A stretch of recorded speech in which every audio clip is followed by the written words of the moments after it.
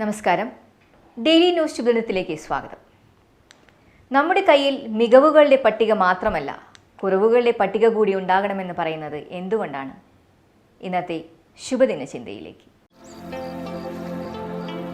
Daily news ശുഭദിനം നിങ്ങൾക്കായി അവതരിപ്പിക്കുന്നത് ജോയ ലൂക്കാസ്.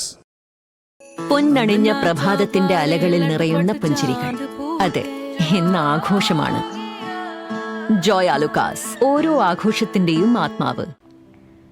ആ രാജാവ് വളരെ ശാന്തനും വിനയാന്വിതനുമാണ് എന്നാണ് പൊതുവെയുള്ള അഭിപ്രായം.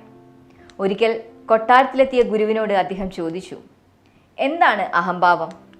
ഗുരു പറഞ്ഞു, ഇത്രയും നിസ്സാരമായ ചോദ്യം ഒരു രാജാവ് ചോദിക്കുമെന്ന് ഞാൻ കരുതിയില്ല.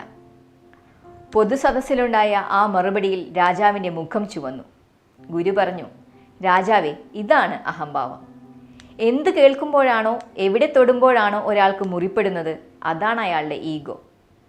എല്ലാവരും അവനവൻ കെട്ടിപ്പൊക്കുന്ന ചീട്ടുകൊട്ടാരങ്ങളിലാണ് താമസം.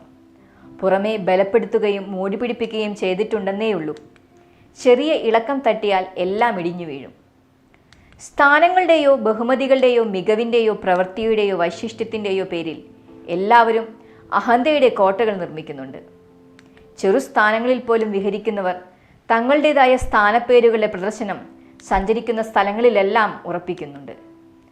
ആരെങ്കിലും തകർക്കാൻ ശ്രമിക്കുന്നത് കൊണ്ട് ഇല്ലാതാകുന്നതോ നിർമ്മിക്കാൻ ശ്രമിക്കുന്നത് കൊണ്ട് ഉയർത്തപ്പെടുന്നതോ അല്ല ഒരാളുടെ സത്വബോധം. അത് സ്വയാവബോധത്തിൽ നിന്നും രൂപപ്പെടേണ്ടതാണ്. നമ്മുടെ കയ്യിൽ മികവുകളുടെ പട്ടിക മാത്രമല്ല, കുറവുകളുടെ പട്ടിക കൂടി ഉണ്ടാകണം. കൂട്ടിക്കിഴിക്കുമ്പോൾ ലഭിക്കുന്ന ആകെ തുകയിൽ നിന്ന് വളർത്തേണ്ടവയെ വളർത്തുകയും തളർത്തേണ്ടവയെ തളർത്തുകയും ചെയ്യണം. അപ്പോൾ മാത്രമാണ് ആദരവർഹിക്കുന്ന വ്യക്തിത്വം നമ്മളിൽ രൂപപ്പെടുക. ശുഭദിനം. ഡെയിലി ന്യൂസ് ശുഭദിനം നിങ്ങൾക്കായി അവതരിപ്പിക്കുന്നത് ജോയ ലൂക്കാസ്.